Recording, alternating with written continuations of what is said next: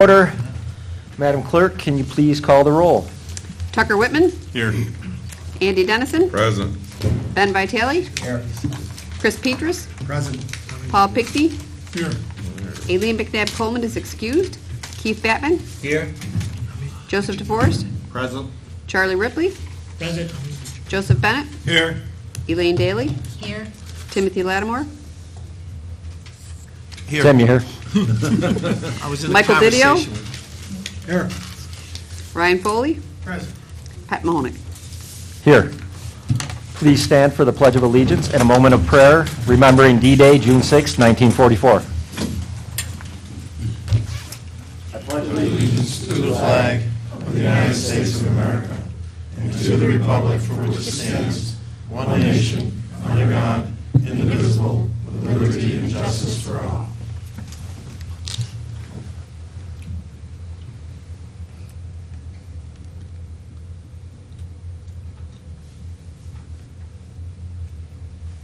Thank you.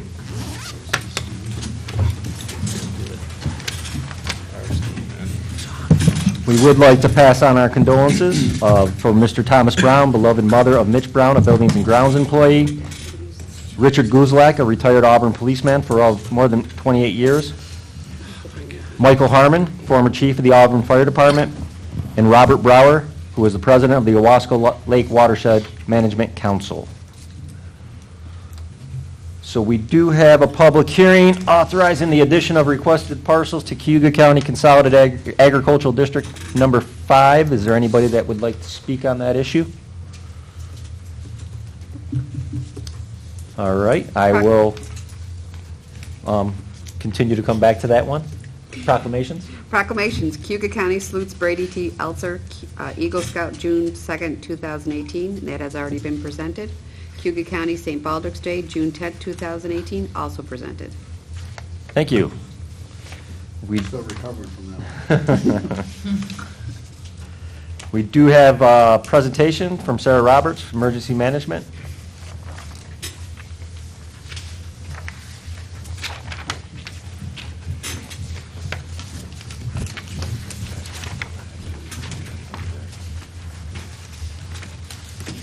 Thank you for giving us a quick 10 minutes to present to you at a high level the continuity of operations plan that we've been working on for the last few months. A lot of support from the department heads and Justin. We brought a good plan forward for hopefully for adoption next month. I'm not going to take any more of the time. Sarah's going to give you the presentation about the plan. Welcome. My name is Sarah Roberts. I was the consultant that worked on the continuity of operations and continuity of government plan with several of the folks in this room over to the side. You have a very dedicated planning team. So we're just going to give a brief overview of how the process went. And just so you know, you do have a hard copy of the Volume 1 plan that we'll be talking about in front of you. There's a lot of information in it. We won't be going through all of it, but for your purpose, I would take a look at it. So what is continuity of operations? Is anybody familiar with that term that didn't participate in the planning process? So continuity of operations is an effort for individual executives, departments, agencies to ensure that all of the county level or government level primary mission essential functions continue to happen during an emergency that either affects your actual physical locations or an emergency that's due to a hazard like a flood or a hurricane or a winter storm, power outage. Crew planning is good business practice because it can happen during an emergency that affects everybody in the county, and it can also happen when it's just your building. It enables all your departments and your partner agencies to know what to do when one of these events occurs, and then how to react to it and how to make sure that services continue to happen for your actual citizens. There's a lot of legal authorities. This is a little bit small. It is in the presentation in front of you. There is an executive law called Article 2B, Section 23, Number 7, that requires all county governments to actually have some level of continuity planning and continuity of government established. And it's actually to make sure that during emergencies that you can continue to function. There's also, every 2 years now, the New York State Division of Homeland Security and Emergency Services conducts a county preparedness assessment, or as we call it, CEPA in our world. And this was actually an area of improvement that was identified in the 2015 Cayuga County and 2017 Cayuga County SEPA. So the state actually acknowledged that this was something that Cayuga was lacking and that it was necessary for their preparedness and response, and recommended to Cayuga to actually develop a plan. So key components. Who's familiar with Abbott and Costello? Right? Who's on first? What's on second? I don't know who's on third. That's sort of the basic tenets of continuity. Who's going to do it? How are you going to get it? How are you going to restore it? Where are you going from there? So what critical things do we need to do? Who will do them? Which staff person, which leadership, which executive person is responsible? How will it be done? What equipment and resources will you need? If you can't access your office, how many computers do you need? What IT access do you need support? Where will you be doing these things? Again, if you can't use your office, where are you going to operate from? Do you need an alternate location? Are you going to be working out of your car or out of your home? How quickly can you actually resume your normal operations, your normal 8 to 5, 9 to 5, at your office, at your new office if your office was destroyed? Who's in charge? Who's actually making all the decisions at the county level, at your department level, at your agency level? How is that going to actually happen? And then lastly, when do you get to return to normal? When do you actually go back to your normal operations? We call that reconstitution. It's a term later. But how do you actually get back to normal and do your daily business as you had done it before the emergency? These are sort of the definitions of what is your essential functions, what do you actually have to do all the time, what can wait, what can be put off, who are your essential functions. A good example is the county administrator, is your emergency services group. Those are all essential functions to help you get through the emergency and make those necessary decisions. What do you need? How are you going to restore stuff? What are your vital records? What are your vital systems? Computer access, computer equipment, paper copies of forms that you would need to use every day. Where are you going to go? How are you going to do this? What location are you going to go to? Are you going to work from home? Are you going to work from another location? Are you going to work from a fairground or a leased office space? When? When do you relocate? When do you restore different programs? 24 hours, 72 hours, 96 hours, 4 weeks. Who's in charge? Literally, who's in charge? That's the who's on first joke right there, right? Who's in charge? Who's making the shots? Who's making those calls and making those determinations of who's going to be where, how's that going to happen? And then, again, when do you get to go back to normal? So, return to normal, reconstitution, devolution. I know that those probably aren't familiar terms, but that's what is your new normal, right? So this was the phased process that we went through. We started in February. We had an excellent group of department leadership involved from all over the county. We organized our resources. We talked about the different hazards. In March, we identified all the key COOP elements, COOP continuity plan, and that was also developed through a survey that we deployed to each department. Each department filled out the survey, and then we used all of that information to build the Volume 1 document in front of you, as well as each department's individual plan. And we'll talk about that in a minute. Then we developed the plan. We went through and we wrote all the sections. Again, you had a great county team that helped participate in that process. We assembled the plan. Everybody on the team did a very careful review, provided lots of comments, asked for clarifications. We talked through some things that weren't clear, and then we got to our final draft, which is in front of you today. And now it's ready for final review and approval. And so we're at that last stage of the project, and that's why we're doing the presentation this evening. So this is just a brief look at what our team was. So everybody's involved in continuity planning. So all of the county stakeholders are involved. We had a planning partnership, which was all of the departments, and then we had a steering committee that was comprised of key departments within the county. Good example is like the health department, Office of Mental Health, planning, human resources, social services, that kind of thing. And then the core planning team was really myself, Neil, and Melissa Reeves, one of the folks that works for Neil. We kind of kept the ship moving and kept the parts moving. So this is just sort of how it was organized. Your planning partners were your county agencies, different individuals, non-government organizations, state partners. And then your steering committee was pretty much comprised of all of the critical services that Cayuga provides to its citizens, county departments, individual departments. Volume 1 and Volume 2. So Volume 1 is that overarching Cayuga County plan. This is the county's plan. Volume 2 is each department's individual plan. So each department within Cayuga's government structure now has its own individual COOP plan. They work together because the county has established its mission essential functions, and then each department has established its way of supporting those mission essential functions, as well as how they will continue to do business. So Volume 1 identifies all the county level mission essential functions, things that must be done, services that must be given. And it also provides an overview of the legal authorities, how things will happen in terms of decision making, and then kind of how that process, that arc of the emergency will happen from the time that we've identified there's a COOP plan, the COOP plan needs to be implemented, to the time that you get to go back to normal operations. Volume 2, as I said before, is each department's individual COOP plan.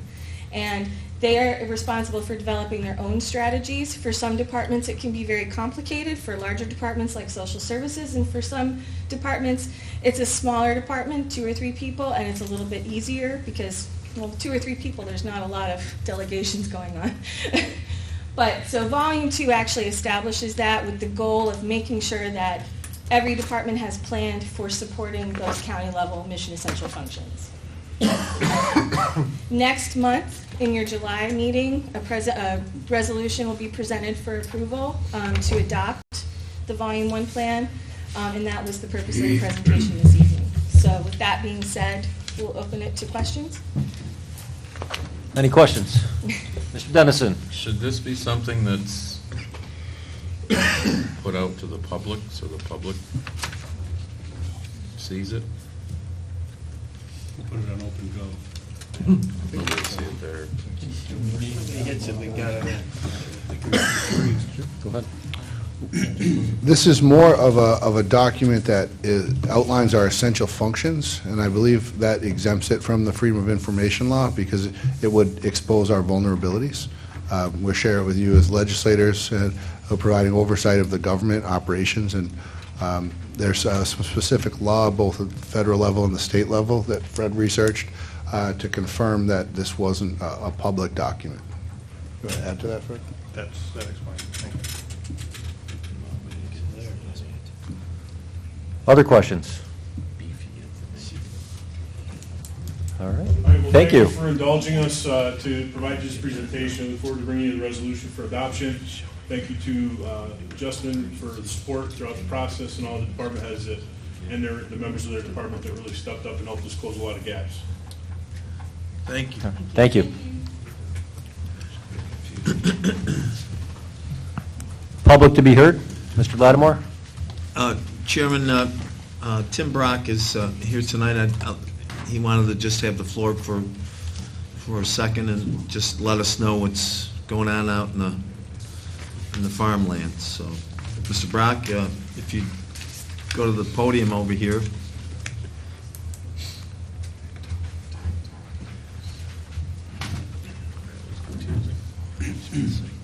I guarantee I'll be 5 minutes or less. 3. Make everybody happy on this beautiful day. Thank you for having me here. I want to introduce what we're doing in the county and other counties around here. I'm Tim Brock, CEO of Sentinel Energy, and we have partnered with a company out of San Francisco called Brightmark Energy. We do, Brightmark's purpose is to build and acquire existing anaerobic digesters and build new anaerobic digesters, collect the gas, and clean it and sell it as renewable natural gas. Now, our first goal is to repurpose as many existing digesters in Cayuga County as we can, as well as Wyoming County and other counties. And by repurposing them, what we're going to do is we're going to clean the existing digesters. A lot of them are 9, 10 years old. They need to be cleaned out. We're actually going to discontinue the loud, polluting, reciprocating engines that create electricity. and are very expensive to maintain. We're going to turn those off. We're going to install new cleaning equipment. We're going to compress the gas, and we're going to put it in what we call a pod. Each farm will have a pod on it. And when that pod is full, a truck will come by, pick that pod up, put a new pod down, and deliver it to the pipeline. We're going to clean it to pipeline quality. Now that's called renewable compressed natural gas. And we right now are in negotiations with many farms right here in Cayuga, and we're investigating where's the best point to put the gas into the pipeline. And it most likely is going to be here in the Auburn area. And I just kind of wanted to be here, let you know what we're doing. And if anybody has any questions, I'd be more than happy to answer. Don't do it. Any questions? Well, I just want to say, environmentally, methane is not a very, very good gas in the atmosphere, so anything that we can do to try to compress that and put it into another form that's valuable to... Yeah, one of the things, too, that we'll have right now, right about 30% of the methane that's produced is flared into the atmosphere. We will be collecting 100% of that gas. So there will be no flaring, there will be no reciprocating engine. It's going to be a nice, quiet operation and just putting it back into the pipeline. And Mr. Batman. I apologize, I missed, you're from where? Sentinel Energy. We're an And you energy personally conservation are- company. You personally are from, Personally, I'm from Saratoga Springs. thank you. And this... In Florida, I have a place in Florida. The county really doesn't have to do anything. This is a private enterprise that you have, that you're going to each individual farm Correct. and putting these new systems in to upgrade the Correct. digesters. Yep, and we just want to let everyone here be aware of what we're doing. And if you had any questions, we'd be happy to answer them. And I've actually been working on this for almost full-time for 1.5 years. So there's a lot of intricacies that's been put in, and I think it's great for the community. It's a wonderful thing. When you say put it back in the pipeline, so it's stored in pods and from the pods it goes To the pipeline. An injection point into the pipeline, okay. yes. So there's no huge major storage facility or anything? No storage facility, just the little ones, and we call that a virtual pipeline. So we're actually creating a virtual pipeline of renewable compressed natural gas. Thank you. Well, My Just pleasure. a couple of years ago, we tried to study what it would cost to build an actual pipeline to the farms so that our industrial site could have the Yes, that renewable was with- gas on with the Doug Young at industrial Spruce site. Haven. Yep. Yeah. And we found that that would be too costly. This is a... Yeah, to do that pipeline, it's usually $1 million a mile. So this is a much better way to do it. They're doing it in Vermont, they're doing it in California, Wisconsin, and Minneapolis, and Minnesota. Now we're going to be doing it here. Mr. Dennison. So is there some sort of cost incentive or something for like farms that don't have a digester to get a digester? Or, I mean, are you just looking at the existing? No, our first phase is the existing. We would like to get all 30 of them in upstate New York. And then once we do that, then we're going to start building new. And actually, the gas is actually getting credited as compressed renewable natural gas to California trucking companies. Pretty interesting, changing world. Thank you. Thank Enjoy your you. evening. Thank you, Mr. Brock. All right, we have the minutes to approve from May 22nd. Move them. We have a motion by Mr. DeForest. Do we have a second? Who had the second? Mr. Pinckney? Bennett. Bennett? Flip a coin. Any discussion? All in favor? Aye. Opposed? Those are carried. CCC report. Dr. Durant. Welcome. Thank you, I appreciate the time and the opportunity. First, I'd like to recognize today with me, we have Trustee Carnicelli, Trustee Quinn. Thank you for being here. A couple weeks ago, I had the privilege to be able to stand in front of you and present in detail our college budget for your consideration. I won't go further into that unless there are specific questions, but I certainly appreciate the opportunity to talk about where we're at and what we're looking for from the county for support. As for the college, some updates. Our summer enrollment is up, primarily in the online environment, which we anticipate. And it's resulting in us to likely be up for enrollment for the year to be over 50 FTE. And when we set out this year, our target was to be level from one year to the next, and we hit that mark and actually are on pace to exceed it. Mostly because of our growth in the K-12 environment, as well as in our summer environment. I think it's been a positive year. As we look ahead for fall, which is where much of our focus is now, our applications continue to trend up between 2% and 3%. So as trustees and college leadership, we're setting up our goal and our model right now is to be consistent, because given the decline of demographics and competition across the state and really nation for higher ed, that's a good goal right now. And so hopefully all indicators at this point indicate that we'll be able to hit those marks, exceed them this year, and be on pace to have a solid year coming in the fall. We're advertising, as we did a year ago, a number of instant admission days, both on our Fulton and Auburn campus, to try to really incentivize individuals to be able to come in for a one-stop experience from bringing in their past high school transcripts or equivalencies and leaving the college that particular day all registered for classes, placement test completed and their bills in hand. So we have been seeing some success in being able to ease sort of the time commitment and that goes into choosing and then matriculating into the college. In the last month, we also have received a grant from the state, $750,000 plus for an early college model in information technology in partnership with the Fulton City School District.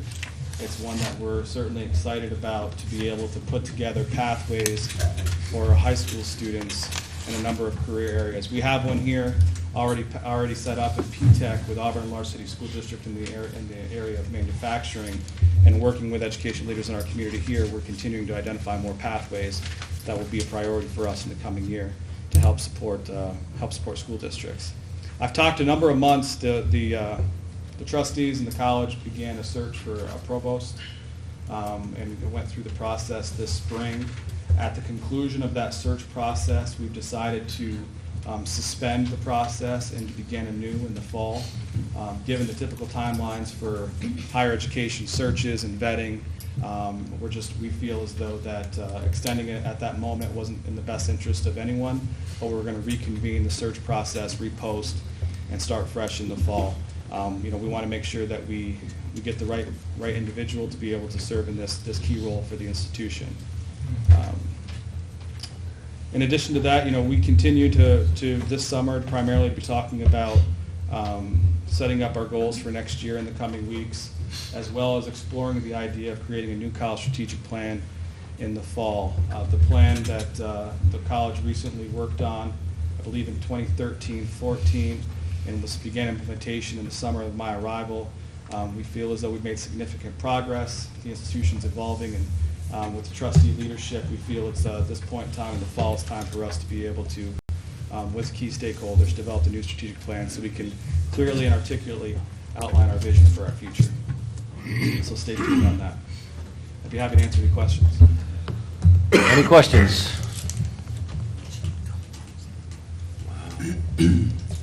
Okay. Get off the hook easy tonight. You sick, lad? I asked too many questions. All right, committee reports and individual legislators' reports. Mr. Dennison. I just want to remind everyone that Friday is that farm tour at Fessenden Farms. I'm sure you've all gotten the emails. Any other legislators? Mr. Lattimore. Mr. Chairman, it was nice to see that the White House has interest in Auburn, New York. Vice President was at Nucor, and there seems to be some issues with trade with aluminum and steel. So, but it's always nice to either have Hillary. I remember having town hall meetings with Mr. DeBico, who's on President Trump's board, Senator Schumer down there, and now the White House. So the more high officials we get in town, hopefully it'll be to our benefit. It's definitely nice to have them around. Mr. Whitman? I just want to bring something up here. I brought it up before. I don't remember if it was here or Ways and Means. In light of all the discussion 15 of us have had in the last week over appointments and reappointments, I think this body seriously needs to look at our committee structures and their terms. We have term limits here on the legislature. They're relatively new to this body. As much as I'd like to be here a lot longer than I'm going to be, I understand why they're in place, and I feel like these committees could also benefit from that. Some of the terms are quite lengthy, some of them aren't. So how to structure term limits on them, I'm not sure. The problem with the lengthier terms is it only takes a few terms for somebody to be on there for 20 years. We recently had an appointment of somebody that had been on the committee for 30 years.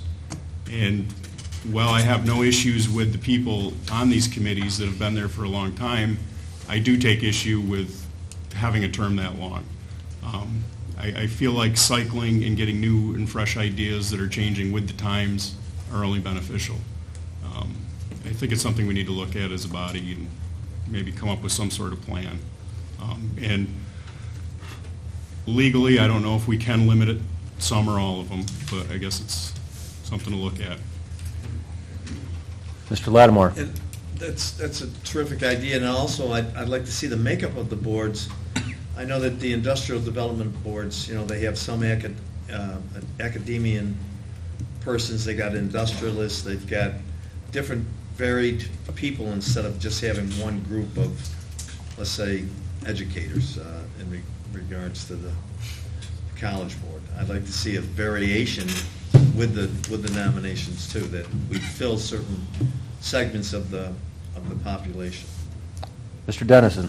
The other thing too, Mr. DeForest sent an email earlier that kind of made sense, and I agree with about wanting some information about one of the candidates. That's another thing. I don't think anyone on this body can honestly say with the number of appointments that come in front of us that they know every one of these people. I mean, we're probably lucky if we know half the people that come in front of us, but we're supposed to say yay or nay with no, we don't know this person's qualifications for this appointment, we don't know, I mean, I think we need more, because most of the time we're just blowing, I mean, a lot of times when there's a lot of them, we just bundle them and forget it and just say yes. We don't even know who we're saying yes on, because we just appointed 10 people to 5 different boards that probably we don't even know. So more information would be nice to. Mr. DeForest? I think the other thing that we all have to take ownership of is these positions come up, and it behooves us to go out and find candidates. We've done a pretty sorry job of that as a whole, as a group of legislators. It's very difficult. I've tried to come up with someone before for various committees, and I feel I have some good candidates. I talk to the candidates, and they're not particularly interested. So, it's an ongoing process that needs taking a look at, but I'm not sure how you get people to accept the responsibility of that. We have to go out and beat the bushes, and we have to find people that are interested. That's our job. And I don't think we've been doing a particularly good job of it. And to that point, I would say that there are times when we have to have the internal discussion of, do we want to bring someone forward publicly and get all that background information that you would need to make that appointment before we even have the conversation with that person, to make sure this body is in a place where they're going to possibly support somebody before you go and say, we're looking at you to be on this board, and then we don't have the required votes to make sure that they're there. So I think it's a process we need to improve. Maybe it's something that maybe government ops can look at as far as term limits and everything else on that. Can I just respond to that really You can. So, is it possible that we can put something on the website to allow people to apply for all the committee positions that we have in the county? I mean, we have so many various boards and stuff that we have to staff, and I mean, we do attempt to find people in our districts or otherwise, and maybe there are people out there that we don't meet that would be interested in applying for them and throwing their hat in the ring. So maybe that's an idea too. We can also talk about it at government operations. No, I think that's a great idea, just to have that database of people that are interested in serving. Thank you. Mr. Bennett? Yes, I'd like to see somehow, I don't know how, it's so old school, try to get away from the political party dealings and become a more bipartisan group of diversified people we put on these committees. And it doesn't matter how many of this party or how many of that party. If it takes 5-1 just because they're the qualified people, that's the way it should be. We should not isolate people and stuff and be held hostage by parties and stuff. I agree. Ms. Daly? I just wondered if there's any central place where the upcoming appointments that are due can be found. I mean, to the point of if we're supposed to go out and try to recruit people to fill positions, it almost seems, unless there's a listing that I'm not aware of, that the appointment is up and now it's going to get talked about, but there's no looking forward to see what might be up. It is on the webpage. It is? All the appointments that are due for the year? They're on our spreadsheets. Right, the appointment member lists are on there, which have expiration Dates. dates on there, but there's no like one centralized, like, oh, all these appointments are coming up. Yeah, you'd have to look at For each this. agency or board individually. But that's something we could create. Yes, I mean, and I absolutely. don't think it would take a lot of work to do. And, and Mr. Chair, if I may, to the points about, trying to figure out a way to develop a system, we can come up with some ideas. When I was a planning director and had to staff a planning board, a zoning board, and, all the other committees that went along with that, we would have an application process when we had a vacancy. We would screen those applicants for qualifications and then submit nominations, our recommendations to the mayor, who would put them forward to the council. And sometimes he'd say, no, not that person, you don't know him. But most of the time, he would move forward with our recommendations based on merit and qualification. So that's one concept, and we could potentially do something like that through our online application process, through Human Resources or something like that, if there's interest. Mr. Batman?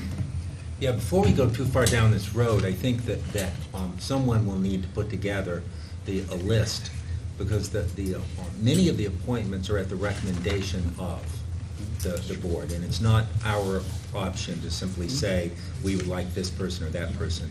And so that's an important piece of information. The other thing I would add, I think, Sheila, don't you do a list every year of the appointments that are coming up? Well, plus, if you're going to change terms or anything, then each of those boards or agencies would have to change their bylaws, because Right. that's what So- states the terms. Yeah, that's just important stuff to remember, that we sometimes think that we're the be-all and the end-all.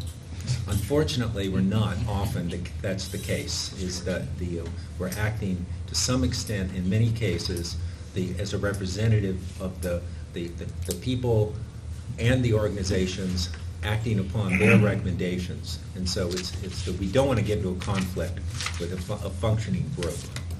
So it's not that these aren't all good ideas, it's just that we have to be careful how we implement them. Mr. Dennison? That's exactly why I want more information about the people brought forward to us, because it's not so much us out recruiting people. It usually is the boards giving us their recommendations. And, I'm not trying to start any kind of arguments, but that's how boards tend to get heavy in one direction or another, because they recommend these people. They come in front of us on the screen right here, and it's yay or nay. I don't know who Joe Schmuck is recommended for this board, but we're yay or nay in him because that board said he was the right choice, and that's how boards tend to get swayed one way or the other. Mr. Batman? Well, no, and I totally agree that it's an important thing, and the appointments are critical decisions that we make, and we need to be careful with them.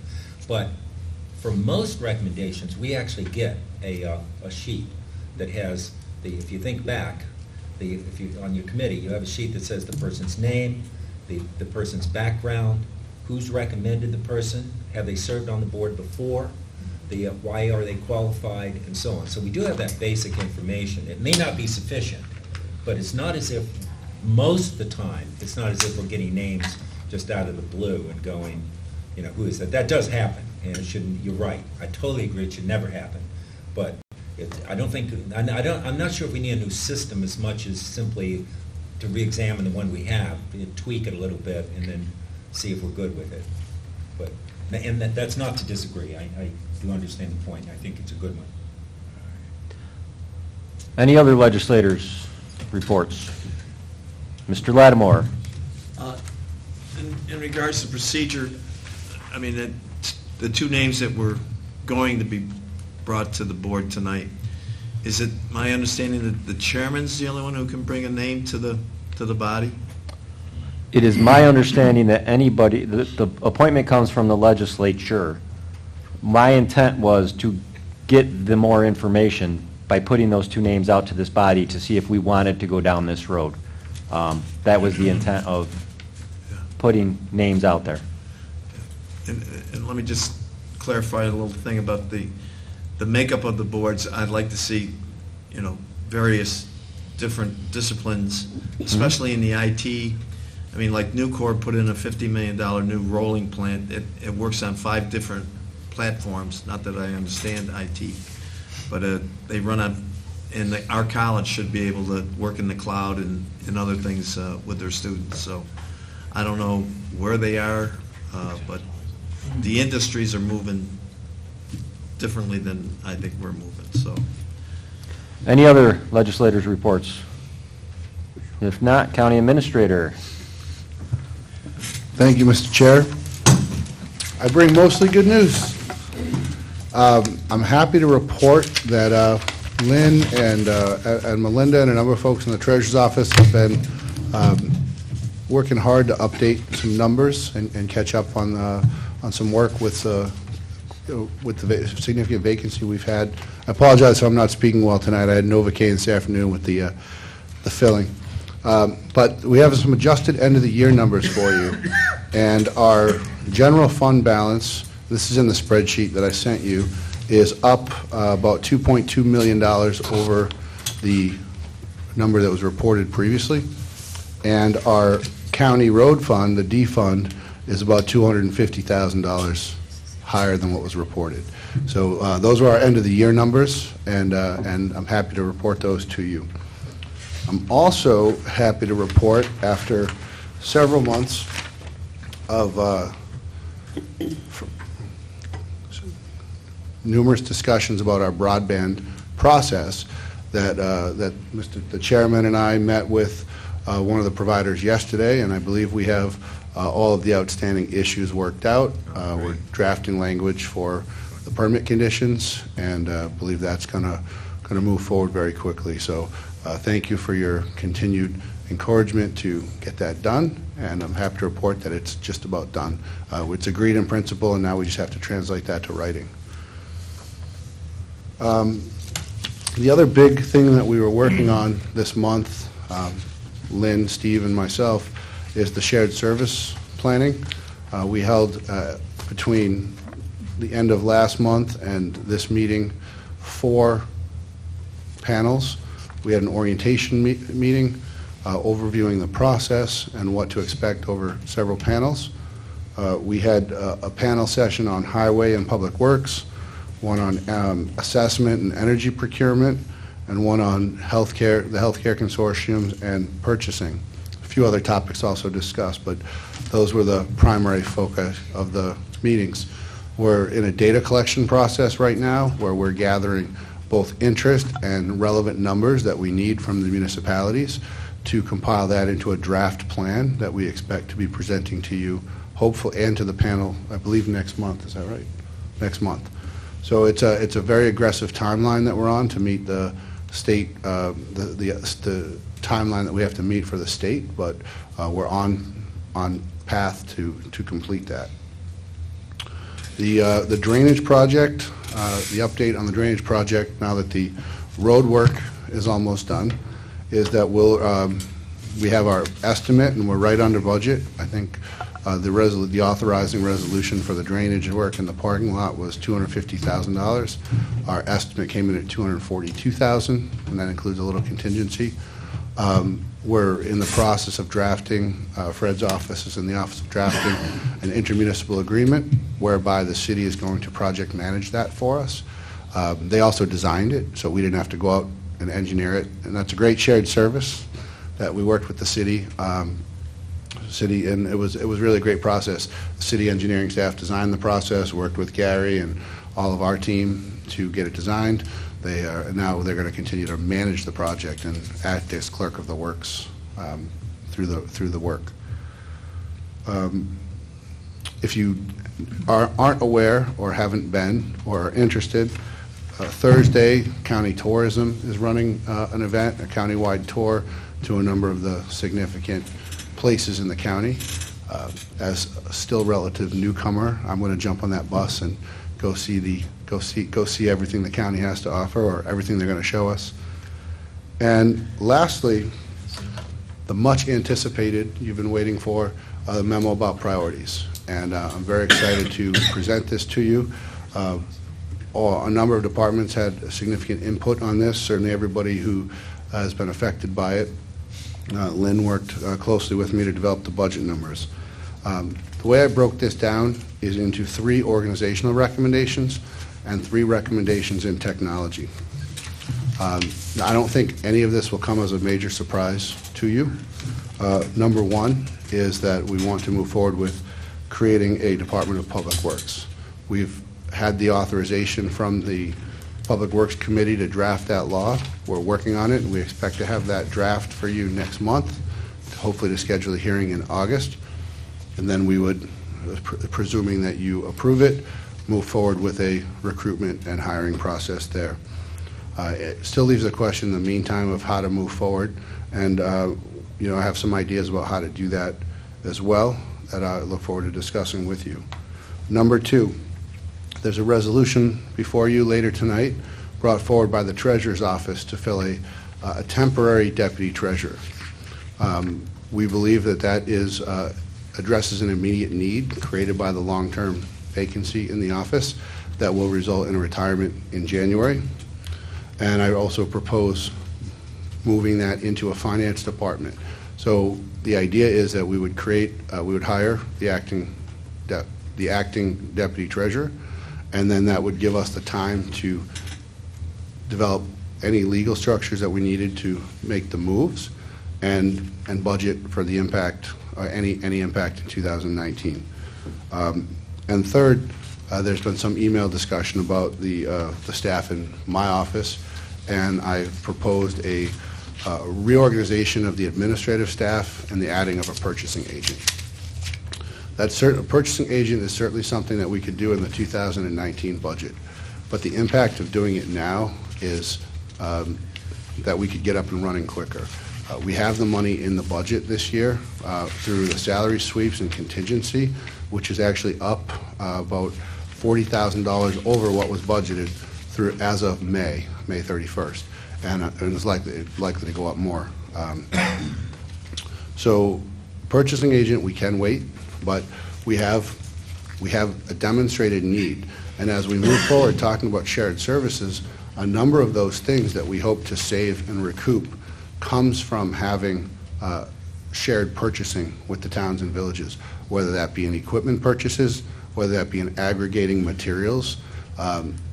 In both our case and in many of the municipalities' cases, we're going off of state bids, and we're not doing, or we're piggybacking off somebody else, and we're not always doing the hard work of doing our own bids and getting the best price out there.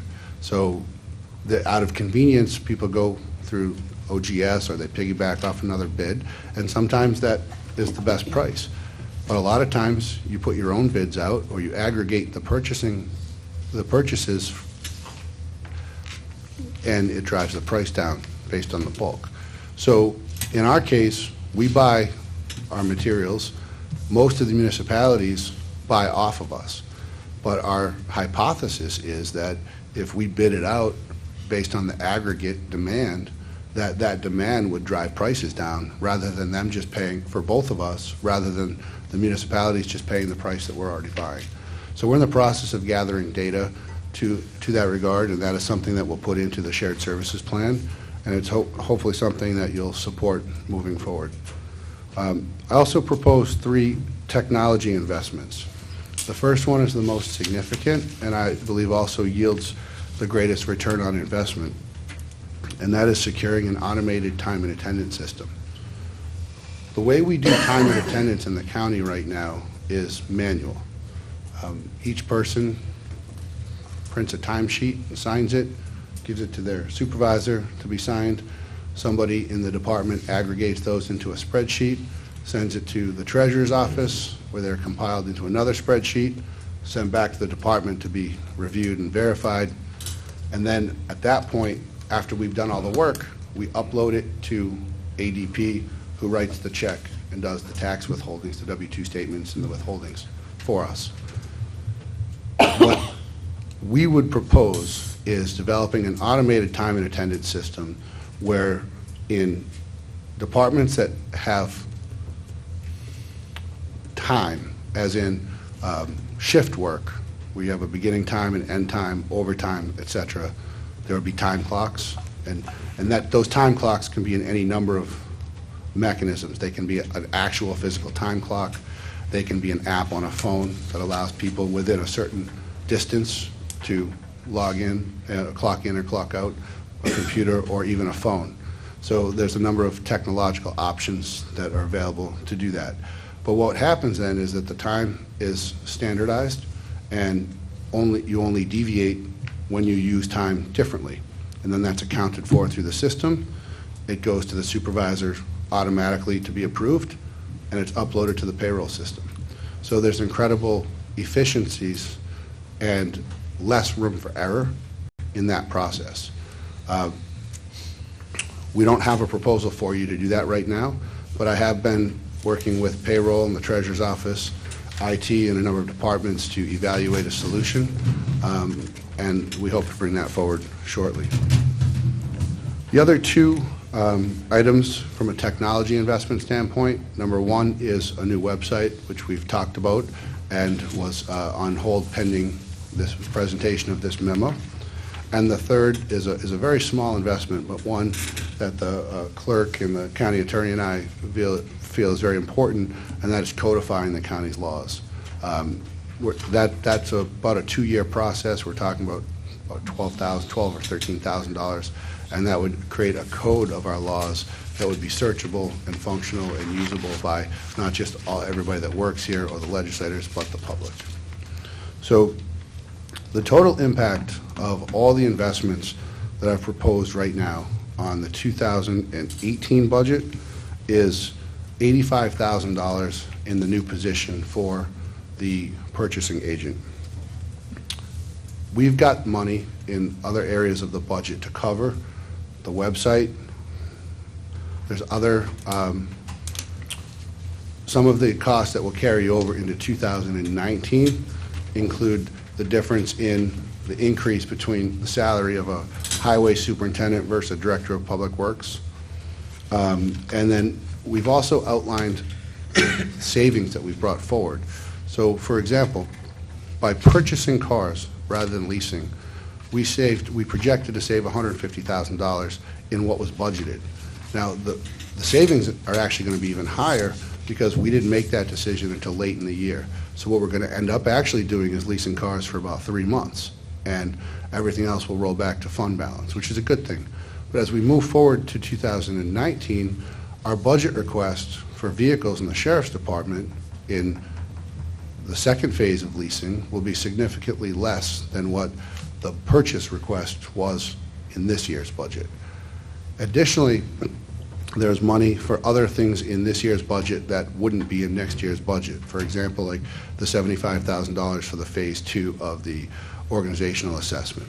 So I'm confident that the budgetary requests we're making now, to the extent that they carry over into 2019, we'll be able to identify and afford those costs. So we've got a very small impact in 2018, and we've made moves in 2018 that will create the room for the additional spending in 2019. So, be happy to take any questions. Mr. Lattimore.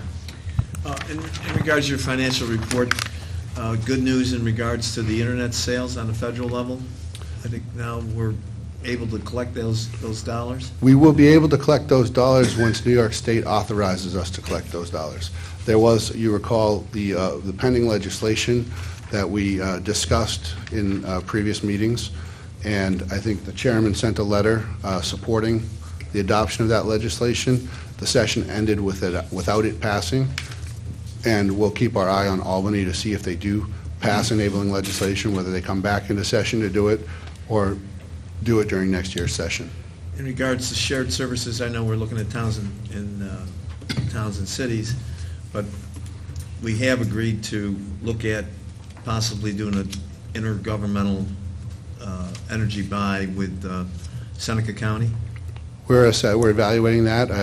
I forgot to mention that. Mr. Lattimore and I met with the county administrator and public works director from Seneca County to discuss their power purchases and evaluate whether what they were doing would work here and generating savings. And I did bring up on the floor of the city council the other day in regards to, I know that I worked with Doug in regards to cleaning out Hopes Park a number of years ago when I was mayor, and I know that they have a water lagoon that they went to a California outfit for $600,000. I think it could be done less with maybe soil and water and the city's vacuum system to clean out that lagoon. It has to be cleaned out every 30 years or something, but there's no hot material in there. It's water, and hopefully we can, we have state-of-the-art landfill while it's still open that can accept nuclear waste if we had to, but there should be some kind of a shared services thing in regards to that effort. I know that in years past, Falcon Park, where you were at last night, Justin, was a shared services thing between the city of Auburn and the county of Cayuga in regards to making the infield and the outfield. Yeah, and I don't know if the landfill can accept nuclear waste, but It's triple lined. It's pretty good. I think they're trying to send that stuff to Yucca Mountain. But your point is well taken. To the extent that there's opportunities to share services and maintenance, and whether it be in public works or recreational facilities, we are exploring the option of including a project at Falcon Park with the college and the city as a potential shared service. We're getting together with Mr. Durant and the planning staff at the city to flush that out and hope to include that in the draft plan as well. And it's important to remember, each of these shared services, if they're adopted by the plan, submitted to the state, and then any savings that we can document on them is 100% reimbursable by the state. So we have to demonstrate those savings. But for example, if we were able to do a large project that saved the county by virtue of being the fiscal sponsor of the college a couple $1 million, that would potentially be 100% reimbursable by the state. So we're flushing out some creative options on a more intimate basis with the college, and also exploring a number of other items with the city. Thank you. Thank you, Mr. Ms. Whitman. Your three proposed changes, you say, are going to be an $85,000 impact on the budget. I suspect that's a negative impact. In 2018, yes. That basically represents the cost of the new position of a purchasing agent. So, and partial year spending. What are our projected savings? It's hard to quantify. We do, the CGR report, I wish had gone into more detail and gave us a better financial analysis of the opportunity in purchasing. I have to make the policy argument to you because I don't have the numbers. What I can say is that for a county our size, we do not have the sophisticated purchasing procurement operation that we should, and I'm confident that if we increased our capacity, there's a number of areas where we can save money. I don't necessarily think that we're going to save the cost of an entire position, but I do think that it's a strategic investment that has the potential to yield both returns on our own operations and hopefully some of the things that we're going to do through shared services. So we'll cross our fingers. I would ask you to do more than cross your fingers. I would ask you to give me some room to administer the operations, require that I track the savings that we do produce as a result, and report back to you on what the successes or failures have been over the next year. Further questions? Mr. Foley? Yeah, Justin, can you just clarify a few things for me regarding the finance department? Sure. It seems the memo that you gave us includes a lot of how you would do that, and for me, at least, it doesn't describe a lot of the benefits that we would potentially see. I mean, it does mention a few. It says it would create a more accounting structure for a more centralized structure, and that would be beneficial. Of course, you'd be moving accounting and payroll into the different department, into the Sure. finance department. What other benefits are there to this process, if you can elaborate more? Sure. The number one benefit is that Jim Orman is not going to be here forever. And we have... Benefit? No. I mean that. I mean that in as a great compliment to our treasurer. The treasurer's office is an elected position, and we have a number of critical operations that are in that role. And you could have a great treasurer and there be no issues.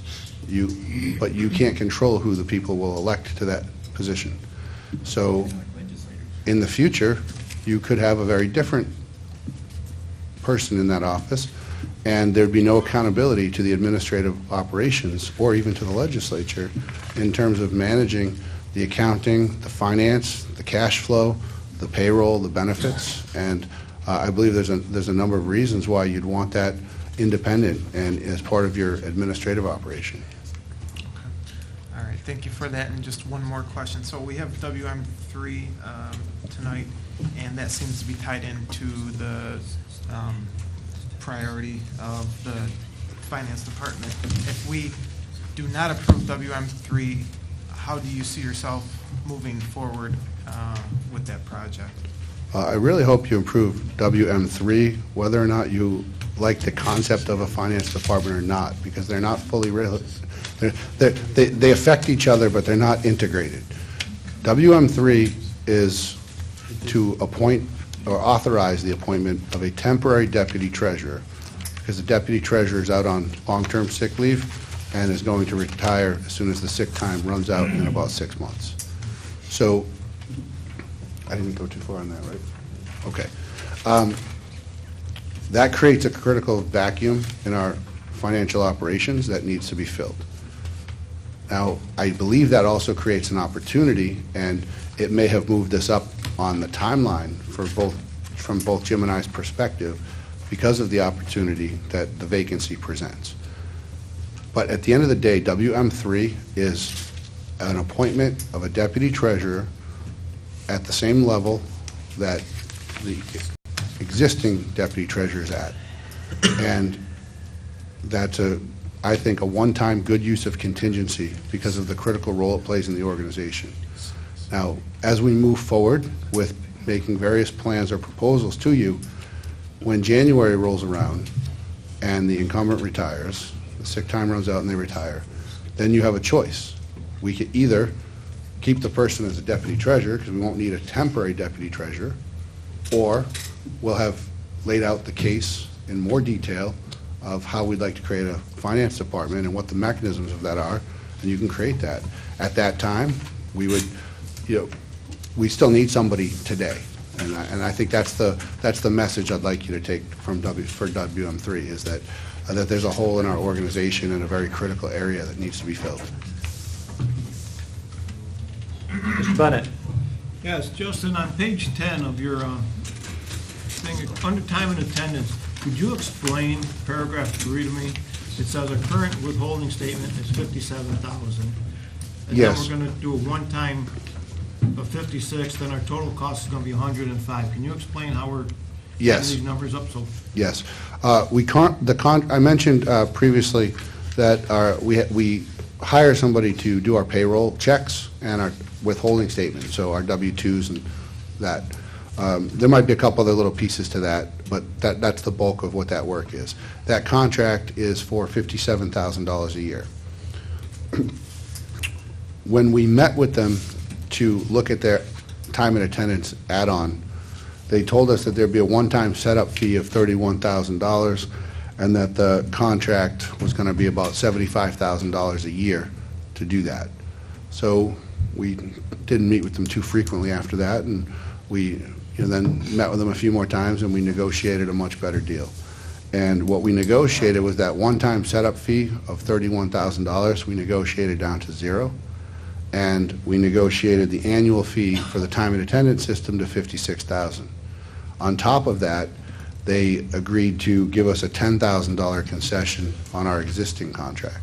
So the $105,000 would be the $57,000 that we currently pay, plus about another $50,000 for the time and attendance system. So that would be an increase in terms of payroll, increase of our payroll costs of about $2,100, $2,150 per pay period for our entire payroll system to be automated. Mr. Petras. Mr. Chair, I'm sorry, I think Mr. Bennett might have had a follow-up question. So currently, we're paying $57,000 for them to do basically time and attendance manually.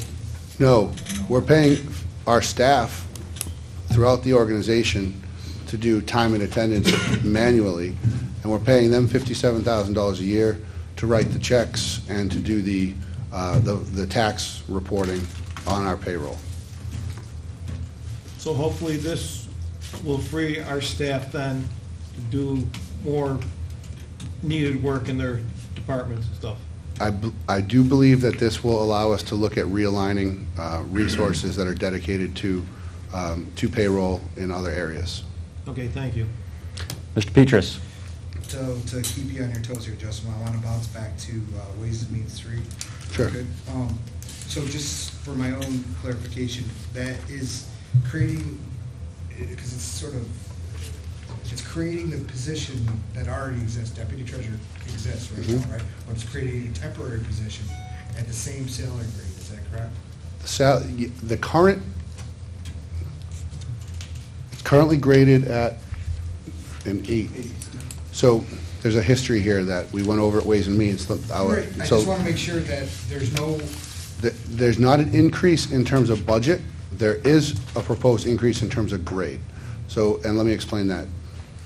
When they graded the position, they proposed it to be graded at grade 11. At that time, the legislature graded it at an 8, but paid it closer to a 12. So the salary that's paid, and right now, it's a bifurcated salary. So the base salary, I think, is 68 or 72, and then there's another 18,000 or roughly. It comes out to about $92,000 that the incumbent is paid. And that was done because there was an attempt to recruit him to another place, and they brought the salary in line with the market without regrading the position. And they didn't do it, in my opinion, in the way I would have proposed doing it, but I wasn't here. So what I'm trying to do is keep the same salary range for the position and grade the position appropriately for both the current work and in line with where it might go in the future. But the request to grade it based on the salary doesn't increase the budget impact, right? So it actually brings the grade in line with what we're already spending. So I guess what I'm just looking at, and I understand conceptually what you're saying, but there's no additional, just so I understand, there's no additional expenditure between now and, in this operating budget And is there? Yes. So the salary that we would pay between now and the end of the year would come out of contingency, because this is an unbudgeted, unplanned occurrence. And we budgeted in contingency for this year $210,000 in the budget. Our contingency account, as of the end of May, including the salary sweeps, deducting out any spending from contingency, is presently $250,000. So our contingency is in a place where it can absorb this, and this is an appropriate, in my opinion, an appropriate use of contingency to create this deputy position, the temporary position. The current position is vacant on leave, so it's being paid. Would you want to pay more than what you're? I want to pay comparable based on what the market determines we need to get the qualified person into the position. Mr. Batman? Yeah, I think if I can go back to this, I think we can discuss. I'll have questions on Ways and Means 3 as well when that comes up. But I just want to clarify, my assumption with this is that we're not supposed to sit here and digest it and ask all the questions that we have. My assumption is we're not going to get a proposal in the next month based upon the fact that we've received this, but whether we take it, we read it, we digest it, we send questions, and then when the proposals come forward, the proposals will be much more fleshed out. We'll attempt to address some of the issues we talked about tonight, other issues, and so on. Is that's true? Yes, I didn't expect to be able to digest everything, giving it, but I did want to include it as part of my report because it was something that had been asked of me and something that I've been working with the staff on. Yeah, and I, for one, appreciate it. Thank you. Thank you. Mr. Dennison? And I agree, and I just want to say, let's remember, there'll be $75,000 more in next year's budget because we had to pay for the CGI report, right? Obviously. There was, you paid for the CGR report in 2017. There was a Phase 2 that was budgeted in 2018 that I'm not sure, I'm not sure I would spend on that. I think that there may be other smaller pieces that we could use consulting for. For example, it may be beneficial to bring in somebody in addition to a purchasing agent. It may be beneficial to bring somebody in who's skillful as a consultant, helping us set up and evaluate our purchasing operations. I don't think that would be $75,000, but that might be a small use of money budgeted.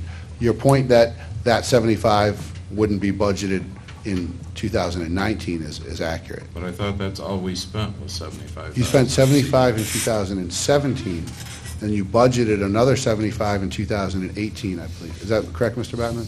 I think that's right. It was not spent. I don't remember budgeting another $75,000 in 2018. That was budgeted as a Phase 2. Thought we agreed not to do Phase 2. Anyways, the bottom line is if we don't do some of these things, and hopefully they work out, we wasted $75,000 to start with. Any other questions for the administrator? Mr. Whitman? I just got one comment on the CGR report. We spent $75,000. That's already gone. Now we're spending a lot more money to make new hires in new positions and new ideas. This CGR report, I'm having a hard time seeing savings. I mean, hopefully they'll be there in the future, but right now, all it's doing, it's got us spending money if we follow it. Having a hard time swallowing the pill here, but that's just me. Mr. Lattimore? Well, Mr. Mahonik, you've been on this board as long as I have, and you know we've worked hard to try to reduce our spending, nursing homes, home health aides, other things that we've done to reduce. I'd like to still see the savings, what we did in the past in regards to our spend, our investment going forward, is that whether or not that's going to have the same return is what we've done. I know we've worked hard in the past, so I'd like to see what happens after we make a decision on this board financially. Mr. Foley? Yeah, it's just important to note from the CGR report, it wasn't all savings oriented. It was also to create the effect of efficiency within our county and the best way to go forward with those. And so from that perspective, if we start implementing some of the ideas that Justin's bringing forward from that report, we might become more efficient, but not necessarily see savings that we can quantify. So I just want to make sure that's mentioned during this discussion. Any other questions for the administrator? Perfect. Thank you, Mr. Chairman. Thank you, everybody. All right, for my report, I have a couple things that I want to touch base on. First and foremost, anybody want to address the public hearing? Going once, going twice? All right. So, for my report, first I want to thank Justin, Lynn, and Steve for all their hard work on the shared services meeting. We got a lot of people together and got them in the same room and had some great discussion and got a lot of good information. And I'm hopeful going forward that those conversations are going to continue. I think people saw the value that we can do collectively instead of working in the silos that sometimes we often do. So thank you all for all your hard work in pulling that together, and we'll see what the plan comes out as and move forward. Another thing that yesterday, Justin and I and Fred met with the auditors, so we had a rather pleasant conversation, as pleasant as you can have with auditors, and I think it will shed a lot of light on the whole finance plan department discussion as we move forward. Not to say there's issues, but at least we have a neutral party coming in and looking at it. So they'll be here, what'd they say, 6 months? No, three to four. 3 to 4. The auditors from the state comptroller's office will be here. They're going to have an office. They're going to use the conference room in Fred's office, and they will be here roughly after the week after the 4th of July for 3 to 4 months. So have fun with that. And they said feel free to drop by if you'd like. So going back to the April meeting, I did hand out the organizational chart that we had paid someone to come in and do that we all voted on, and then made policy of the role of the chair, of the role of the committee chairs, and the role of the administrator. I just wanted to touch base on that quick, because one of the things that says in there is that one of my duties is to do a periodic review of the rules and boundaries. And I just want to remind everybody that as a body, we supported this, we paid for this study. There was a group of us that met with this consultant, and the outcome was the product that I handed to you in April. So I just wanted to touch base on it again, and just not as, I think it's no secret that when I ran for chair that I made it very clear that the administrator should be doing his job and the department heads should all have the freedom to do their job, and they report to the administrator. And that's consistent with what that report says. When we were in Albany in January, I talked to a longtime administrator whose name was very prominent, and people spoke very highly of him. And he had been with, I believe it was Wayne County, but I'm not 100% sure. And I was sitting on the bus after we left the governor's mansion, and he said he'd been there for 17 or 18 years. And I said, what's the secret? Because we can't keep people for more than 2 years, 3 years. And he says, leave them alone and let them do their jobs. I said, well, you know that's not going to happen because we're politicians and we're elected to oversee all of that. He goes, but you got to do it within a framework. So I just want to bring that back to everybody's attention. So as far as my role as the chairman and whoever sits in this seat in the future, our role is we're the legislative spokesperson. We set the agenda for the meeting, and we're the conduit to the administrator. And we intervene when legislators overstep those boundaries that were established by the policy that we all approved and voted for. So I just want that to be out there. As far as the committee chairs, jobs are to run the committee meetings. Work with the administrator to support the department budget and goals. The administrator runs day-to-day operations, and feedback, you should be giving feedback consistently at the committee meetings. As far as the administrator's job, again, day-to-day operations, he has the 10,000-foot view of the county. Sometimes as the elected officials, I know I have the southeast corner of Auburn, and that's what I focus on, and I'm not really concerned. Well, I shouldn't say concerned. Cato and Ira, I don't have that I don't have that knowledge. So when decisions are made, we have to rely on our administrator and our department heads who have all that information to bring us thoughtful ideas and proposals. And that's, the other part of it is to evaluate proposals from the department heads and bring ideas forward to us to look at and see if we want to fund and support, much like the priority list that Justin just shared with us. One thing that has come up and will continue to come up, the administrator cannot make or change policy. That lies with our body only. So he can suggest changes, but we have to vote on that, so there is no way that the administrator, no matter who's sitting in these two chairs, is going to be able to change policy without 15 legislators or however many legislators we have going forward. And to monitor the budget and basically, again, run day-to-day operations and keep us on the right track. So I just wanted to touch base on that because there's always a lot of conversation, and I know change is tough, and there's been a different role for past chairpersons and my role, but I think I was very clear when I first came on in January. So that being said, the last thing that I want to touch on is the Board of Trustees appointments, which will be coming up next. This is really just a house cleaning issue.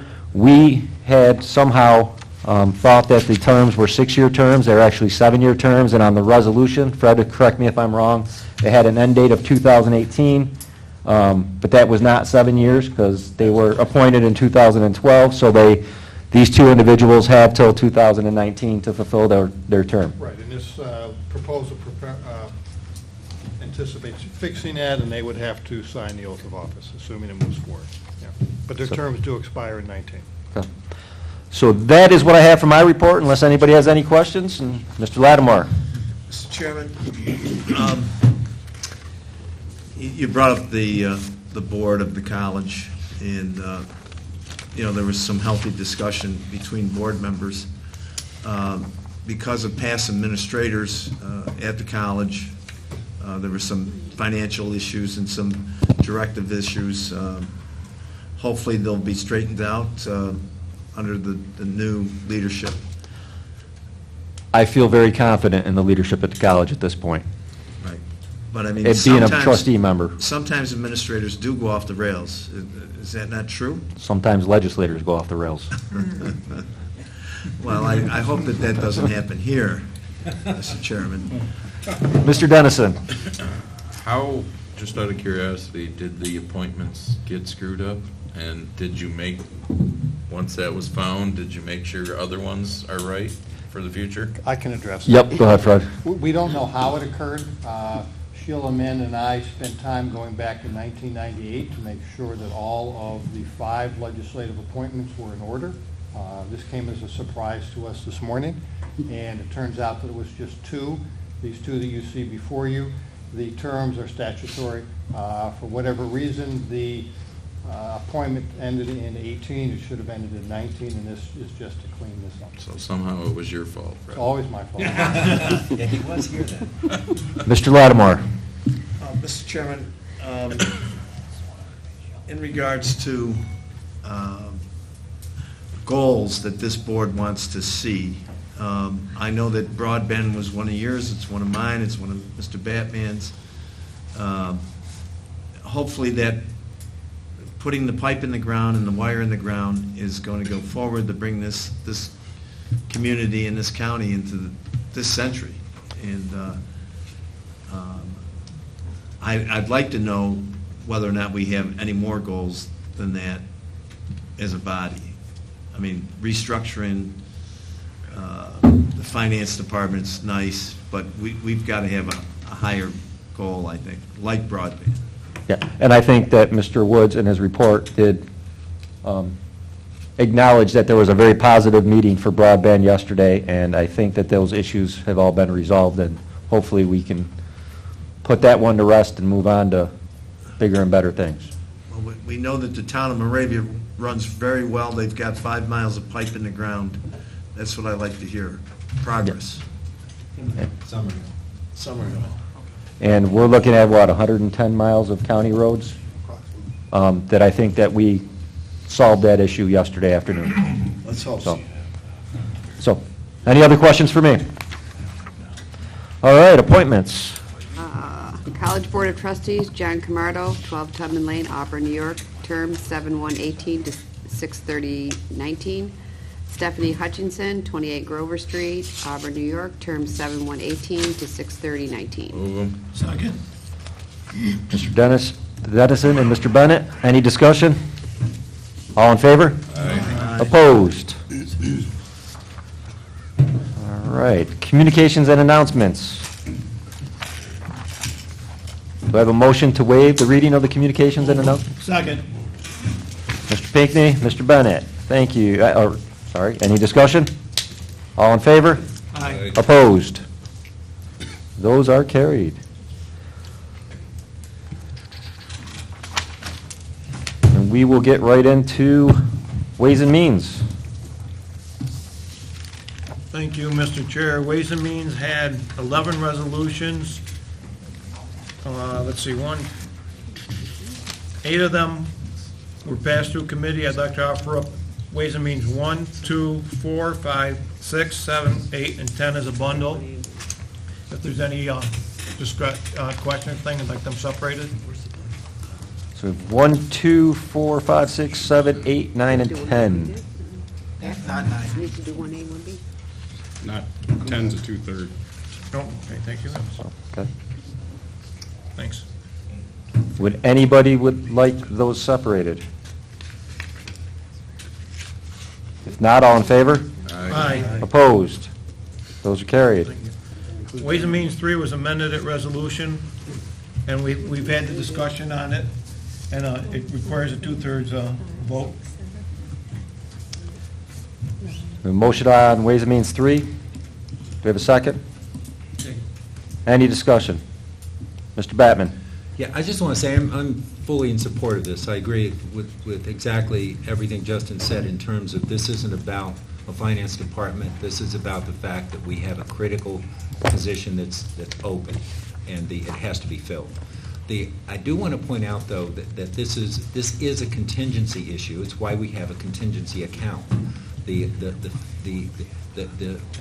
I've said this before, but I just want to say it again and again and again. Our budget is built on an assumption that we will sweep salary, that we will save money, and before the end of the year. That's why we build a budget that has a quote-unquote deficit, but at the end of the year we don't.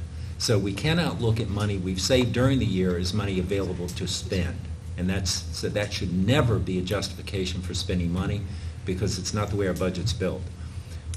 But I want to also be clear, having said that, we have to move this forward because we have a critical need. And again, that's why there's a contingent account. If there weren't, it would have to come from fund balance because it has to be done. So I just want to make that clarity. Thank you.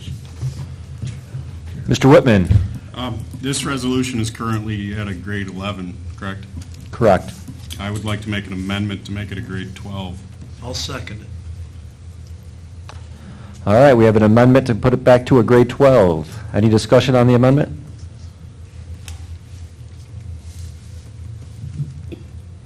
Go ahead, Mr. Batman. I guess I would like to understand why, because it's my understanding that if we go with the finance department, that position will have to be graded based upon that total department and what it's going to do. This position was graded at 11, and we heard the reasons that it was actually made an 8, whenever that was, and paid extra. But the point is the position we're filling is the position that is currently filled, which was graded at an 11.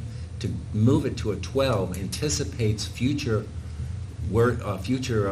responsibilities that have not been defined, and it just seems a mistake, since what we're trying to do here is get through this year. Give us time to analyze what we need to do, look at a proposal for a finance department and move forward with that. That's our goal. And I don't understand why we would make it a 12 when the work is an 11. Mr. Whitman. What direction we take there, I don't know what it's going to be. My thought is it's a lesson we've learned over and over again is you get what you pay for.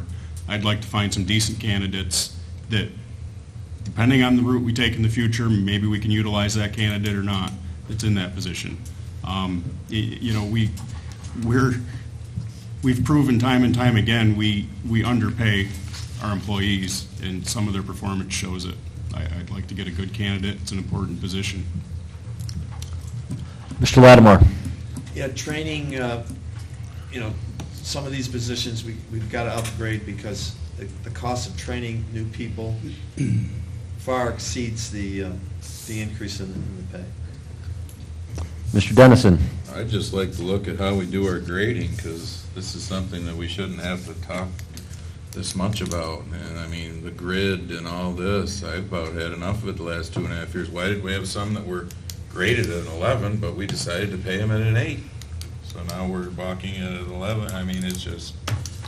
I believe the original resolution had this graded as a 12, and at Ways and Means it was moved to an 11. Mr. Petrus. So is that, maybe Mr. Russell can, is it graded at, is what Mr. Patrick's getting right now, is he graded at an 11 or a 12? He's graded at an 8, but he's being paid at a grade 12. So what, and when they did the grade analysis at that time, they graded it an 11.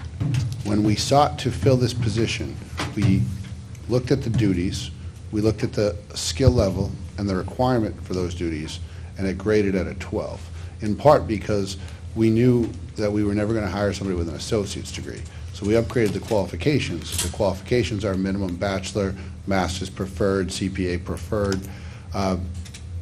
What we are trying to do is align this, and I agree with everything Mr. Batman said, that we are trying to fill this for the current need. And while I'm showing you my plan going forward, because that's what was requested of me, asking this be a 12 is not part of that plan. It's aligning the salary paid with the proper grade so that we can hire at a comparable salary. The City of Auburn just hired a comptroller. They advertised that at $89,000 to $107,000. I'm not saying the deputy treasurer is fully comparable to a comptroller, but I'm saying that gives you an idea of where senior municipal finance officials are being hired. And I want to make sure that we have the freedom and the ability, when we get to evaluating candidates, that Jim can appoint the person he feels best suited and has the best candidates and pay them enough to recruit them. Because he met with a couple people in anticipation of the vacancy, and you know, when he told them what he thought the salary was likely to be, they said, yeah, thanks. So just as a follow-up, this is not for the anticipation of finance director. This is, because what I'm looking at is a median salary for CPAs is up to $75,000, according to, I don't know what it is, Indeed or whatever, it's on here. So this is to create the position to get us through the end of the year in equivalence with Yes.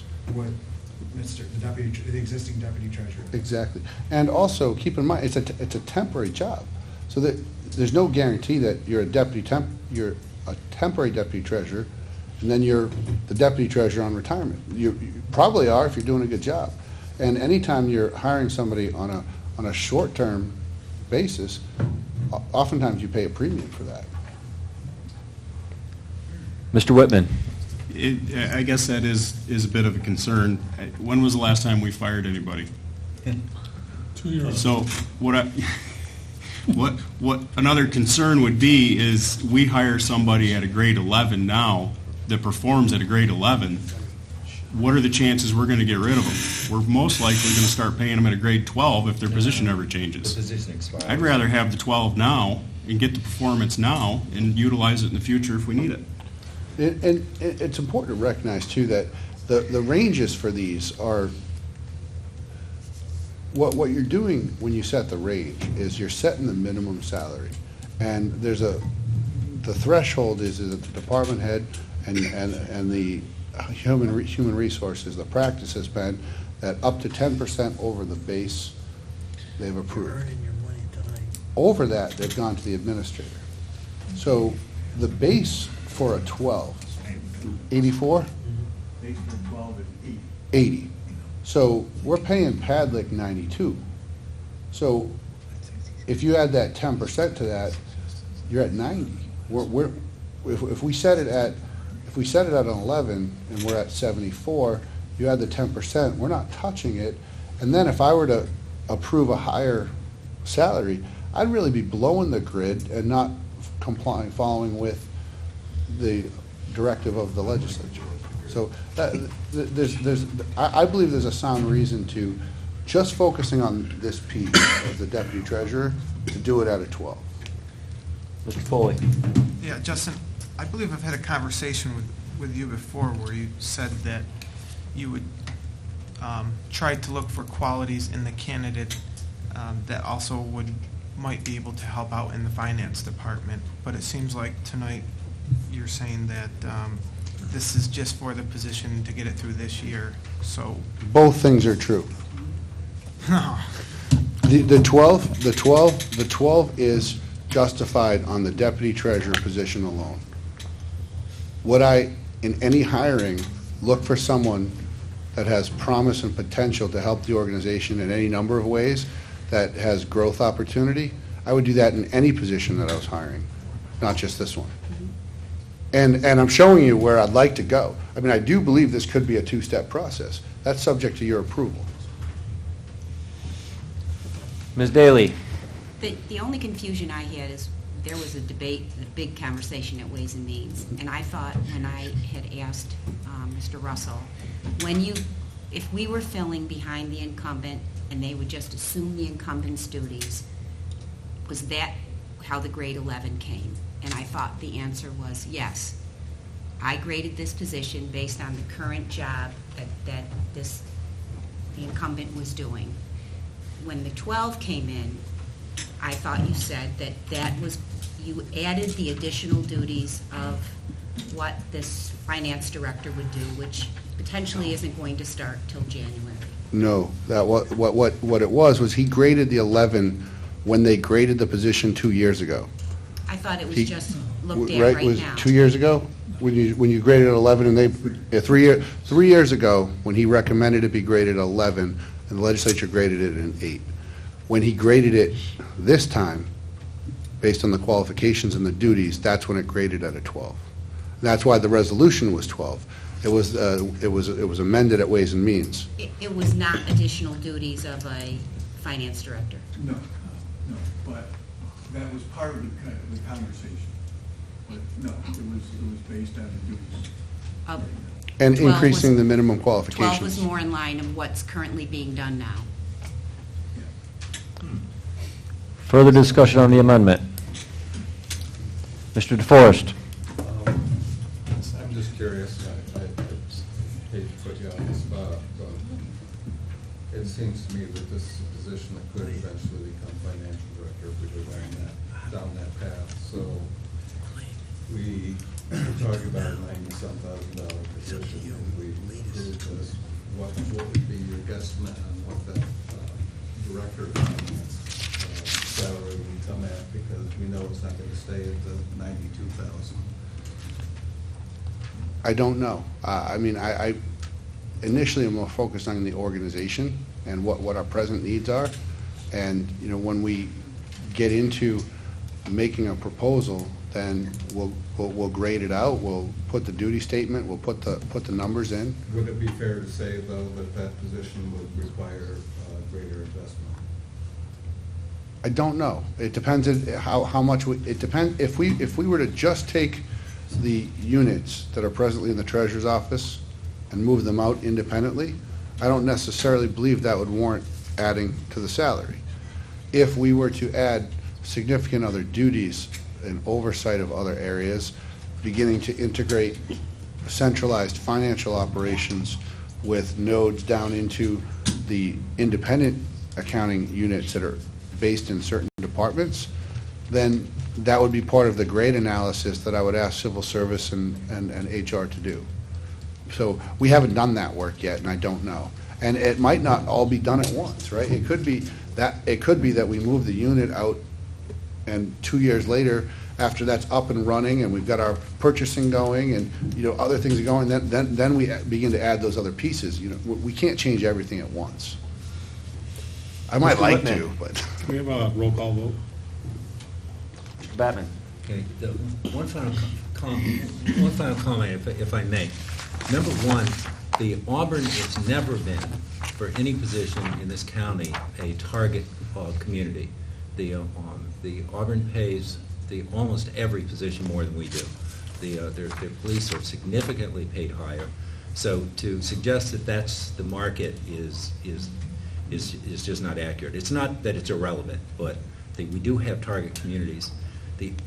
More importantly, what we're attempting to do, and it's what I said before, is we're trying to fill a position for a need we have right now. That's what we need to do, and we need to plan for the future as we plan for the future and not anticipate that. And I would agree, if we happen to get someone that works out for that future need, great. But since we can't define that future need, in theory, it's going to be impossible to hire for it. I would remind that I absolutely support filling the position. I absolutely am opposed to a grade 12, and it requires just want to point out the arithmetic. It requires a 2/3 vote to fund this, and I don't want to see this go down over some quibbling about an 11 or 12 about the current or the future. We have a current need, let's fill it. If you happen to find someone that you think is dynamite and will meet our needs for into the 21st century, then that perhaps is a different argument. But this has not been searched. There have been, I understand, a discussion or two, but it's never been advertised. It's not out anywhere. We don't know what the market is. We don't know what we might find. What we do know is we need people to do work tomorrow, and that's what we need to focus on. And anything other, I'm opposed to. Mr. Lattimore? How much do we pay professors at the college? Mr. Whitman? So, the way I understand it is the position that we need to fill now has been graded at a 12. And now the legislature wants to step in and say, no, we want to pay less. We only want to pay an 11. I would agree with that statement after Ways and Means. At Ways and Means, I suggested that we didn't look at the responsibilities or duties. All we did was look at the salary, and it was decided to go to an 11. So the amendment is out there. Any further discussion on the amendment? I think the question's been called. Oh, I did not hear. Did I hear that right or not? You did. All right, then we're going to vote on the amendment. Okay, Tucker Whitman, Yes. Andy Dennison, Yes. Ben Vitale, No. Chris Petras, Yes. Paul Pinkney, No. Ely McDade Coleman is excused, Keith Batman, No. Joe DeForest, No. Charlie Ripley, Yes. Joseph Bennett, Yes. Elaine Daly, No. Timothy Lattimore, Yes. Michael Didio, No. Ryan Foley, Pat Mahonik. Yes. Defeated. Defeated. All right, that brings us back to the original resolution. Could I call the question on the original?